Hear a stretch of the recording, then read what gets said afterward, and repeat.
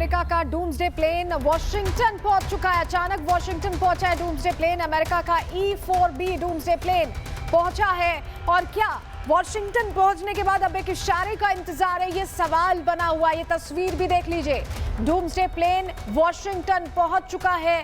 और अपने आप में इस प्लेन की ताकत ये है कि जहां चाहे वहां ये पहुंचकर अपने जो टारगेट है उसको अंजाम दे सकता है। तो अपने आप में बड़ी बात यह है कि वॉशिंगटन पहुंच चुका है। क्या इशारे का इंतजार? बिल्कुल, डूम्सडे प्लेन के बारे में एक छोटी लेकिन बड़ी जानकारी हम देना चाहेंगे दर्शकों को कि ये हफ्ते भर तक एक साथ एक ही जगह पर टिके रह सकता है। दूसरी खासियत है कि ऊपर में ही इसका ईंधन भरा जा सकता है और यूएस के जो भी मुख्य अधिकारी हैं, यहां तक कि राष्ट्रपति हैं, उन्हें लेकर ये ऊपर से पूरा ये तमाशा देख सकता है। यानी कि खुद में एक युद्धपोत की तरह ये काम करता है। और ब्रिगेडियर संजय खन्ना हमारे साथ जुड़ गए हैं। खन्ना सर, ये जो हम डूम्सडे प्लेन दिखा रहे हैं, ये वॉशिंगटन पहुंचना क्या बता रहा है, क्या कह रहा है आपका एनालिसिस? देखिए, डूम्सडे प्लेन जो है वो अपने आप में हर तरीके से सक्षम है। और जैसे अभी बताया जा रहा था कि इसके अंदर कैपेबिलिटी इतनी है कि वो आपको पता होगा एवैक्स के बारे में।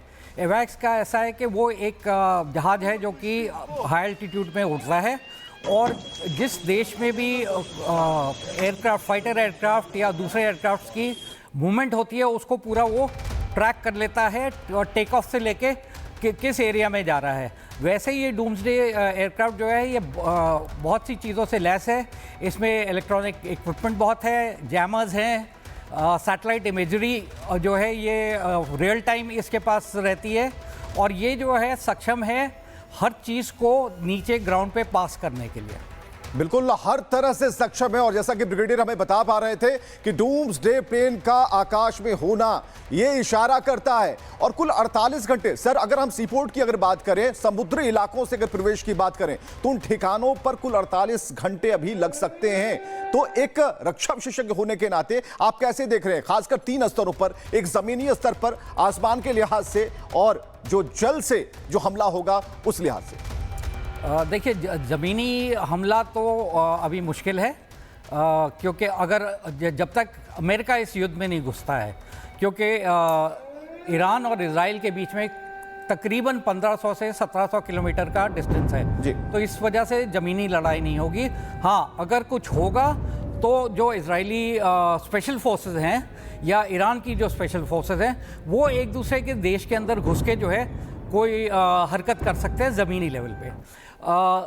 एयर लेवल पे अगर हम बात करें, हवाई लेवल पे, तो उसमें ऑलरेडी ईरान का जो पूरा एयर स्पेस है वो सैनिटाइज कर चुका है।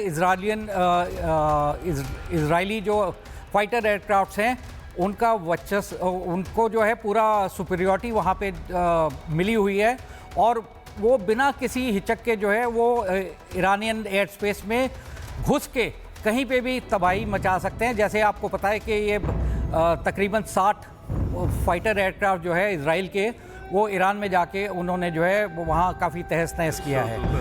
एज रिगार्ड्स जो आप सी की बात कर रहे हैं, इसमें एक चीज़ मैं बताना चाहूँगा कि अगर हम सिर्फ इजराइल और ईरान के बारे में बात करें तो इसमें ईरान जो है ये ज़्यादा सक्षम है क्योंकि इसके पास जो सबमरीन्स हैं या इनके फ्रेट्स हैं वो सब जो हैं इजराइल के मुकाबले बहुत ज़्यादा हैं। पर अगर मुकाबले बहुत ज़्यादा हैं, आप ये बता भी रहे हैं और मैं मेजर को इस चर्चा में ले आना चाहती हूँ। मेजर, जब हम ये बोल रहे हैं कि इजराइल के मुकाबले ईरान इस लिहाज से थोड़ा आगे है, तो यही वजह है कि यूएस का पुश ज़रूरी है और वो पुश अब देने की कभी भी मतलब एक तरह से वो तस्वीर आ सकती है। मेजर, बिल्कुल, मैं आपको बता रहा हूं कि जो ये इंटेंसिटी है ये आने वाले 48 घंटों में बहुत ही ज़्यादा तादाद में मिसाइलें इजराइल पे दागी जाएंगी।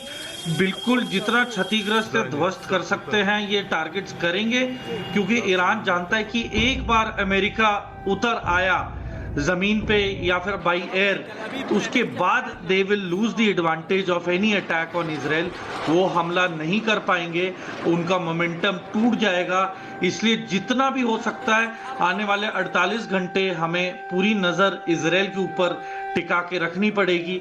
उसके बाद फिर अमेरिका जब अभी बॉम्बिंग शुरू करेगा और जैसे यूएसएस निमिट्स, मतलब कम से कम 60 एयरक्राफ्ट्स वो लेके चल सकता है और बाकी युद्ध पोते भी हैं, तो उनसे भी मिसाइलें जब ईरान पे और भी ज्यादा दागी जाएंगी।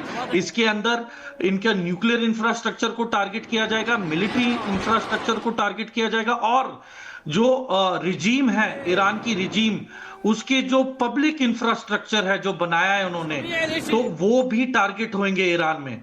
तो आने वाले टाइम में आप देखेंगे कि जो आने वाले 5 दिन बहुत ही डिसाइसिव होने वाले हैं। बिल्कुल 5 दिन बहुत ही ध्यान लगाकर देखना हो, खासकर आकाश में, और इजराइल किस तरीके से हमले कर रहा है, एयर स्पेस खाली कर रहा है। सर कुछ कहना चाह रहे हैं? जी, मैं ये कहना, जो मेजर तूर साहब ने बात कही है, उन्होंने बिल्कुल सही कहा है कि अभी जो है इजराइल के ऊपर मिसाइल हमले और तेज़ होने वाले हैं।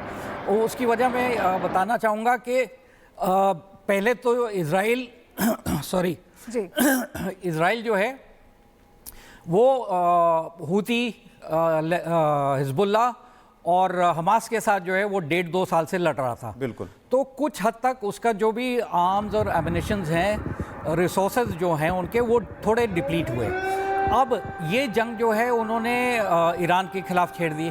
वो तीनों टेररिस्ट ऑर्गेनाइजेशन है जिनका इतनी बड़ी कैपेबिलिटी नहीं है। ईरान बहुत बड़ा देश है और उसकी मिलिट्री कैपेबिलिटी बहुत ज़्यादा है। तो इजराइल ने जंग तो छेड़ दी है। अब जब ये लड़ाई शुरू की थी तो रिटेलिएटरी अटैक में ईरान से मतलब 400-450 मिसाइल जो हैं दागी गई हैं पहले 2-3 दिन में, और अब जो है वो कम हो गई है। उसकी वजह ये है कि ईरान ने ये इतनी मिसाइल्स दाग के जो है जो एंटी एयर डिफेंस सिस्टम्स हैं। सर निर्णायक छोर की तरफ ये पहुंच रहा है, लेकिन इजराइल ईरान युद्ध अब एक ऐसे मोड़ पर है जिसे आप खतरनाक मान सकते हैं। अमेरिका की एंट्री कभी भी हो सकती है। डोनाल्ड ट्रंप ने हमले के प्लान को हरी झंडी दे दी है, बस फाइनल ऑर्डर्स का ही इंतजार है।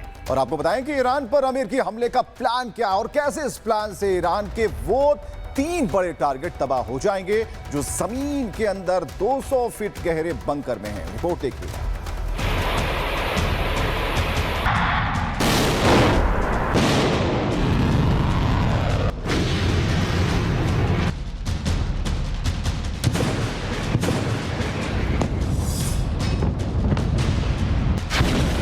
ईरान पर फाइनल अटैक का ट्रंप का प्लान।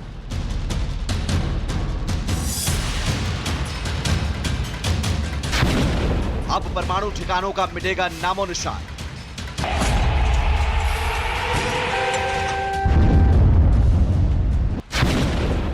खामनेई का ऐलान, नहीं करेंगे सरेंडर।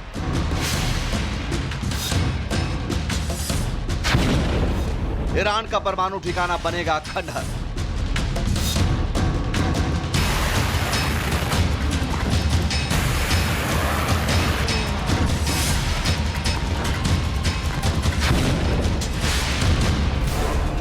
बहुत हुई मिसाइल और ड्रोन की मार, अब होगा बंकर बस्टर बम का आखिरी प्रहार।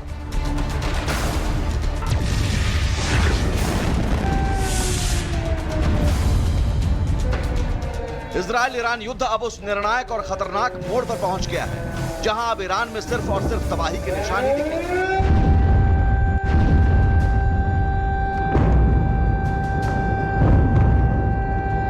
जिस परमाणु हथियार बनाने की खामनेई की जिद के कारण यह युद्ध छिड़ा, अब उन्हीं परमाणु ठिकानों पर होने जा रहा है बंकर बस्टर बम का विध्वंसक प्रहार। अमेरिकी मीडिया के मुताबिक अमेरिकी राष्ट्रपति डोनाल्ड ट्रंप ने ईरान पर हमला करने की योजना को मंजूरी दे दी है। हालांकि अंतिम आदेश देने से पहले ट्रंप ये देखने के लिए इंतजार कर रहे हैं कि ईरान अपने परमाणु कार्यक्रम को छोड़ देगा या नहीं।